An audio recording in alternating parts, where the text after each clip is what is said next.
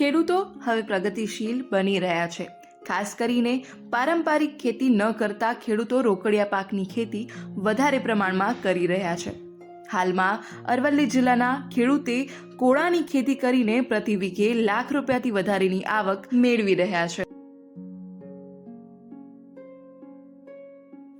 અરવલ્લી જિલ્લાના બાયડ તાલુકાના સુંદરપુરા ગામના ખેડૂત અલ્પેશભાઈ પટેલે 1 વીઘાની જમીનમાં કોળાની ખેતી કરેલી છે। ખેડૂત કોળાની ખેતી કરીને સારી એવી આવક મેળવી રહ્યા છે। અલગ અલગ સિઝનમાં અલગ અલગ જાતના કોળાનું વાવેતર કરીને હાલ તેઓ સમૃદ્ધ બન્યા છે।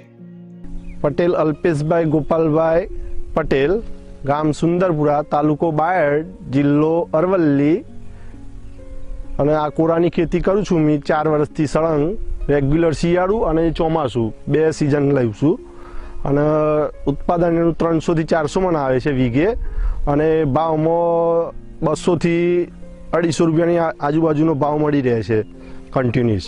ચોમાસામાં મૈકોની વેરાયટી લગાવું છું, અને શિયાળા માટે લકી અને ગોલ્ડન બેબી 2 ક્વોલિટીની વેરાયટી આવે છે, અને સરકારશ્રી તરફથી પણ સારો એવો લાભ મળે છે, જેનું વીઘે બિયારણમાં એમને સબસિડી આ સાલ આપેલ છે અમને।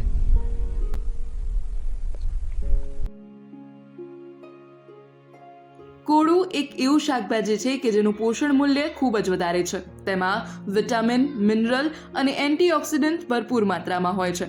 કોળામાં વિટામિન એ, વિટામિન સી અને પોટેશિયમનું પ્રમાણ વધારે પ્રમાણમાં હોય છે, જે શરીર માટે ખૂબ જ ઉપયોગી છે। કોળું રોગ પ્રતિકારક શક્તિ વધારવા માટે પણ મદદરૂપ કરે છે। અરવલ્લી જિલ્લાના બાયડ તાલુકાના અલ્પેશભાઈ પટેલે 1 વીઘાની જમીનમાં કોળાનું વાવેતર કર્યું છે, જેમાં તેઓ ચોમાસું અને શિયાળુ 2 સિઝનનું વાવેતર છેલ્લા 4 વર્ષથી કરી રહ્યા છે। તેઓ જણાવે છે કે કોળાની અંદર પ્રતિ વીઘામાં 300 થી 400 મણનું ઉત્પાદન દર સિઝનમાં મળતું હોય છે, અને બજારમાં તેનો પ્રતિ મણનો ભાવ 200 થી લઈને 250 રૂપિયા પ્રતિ મણ ચાલતો હોય છે।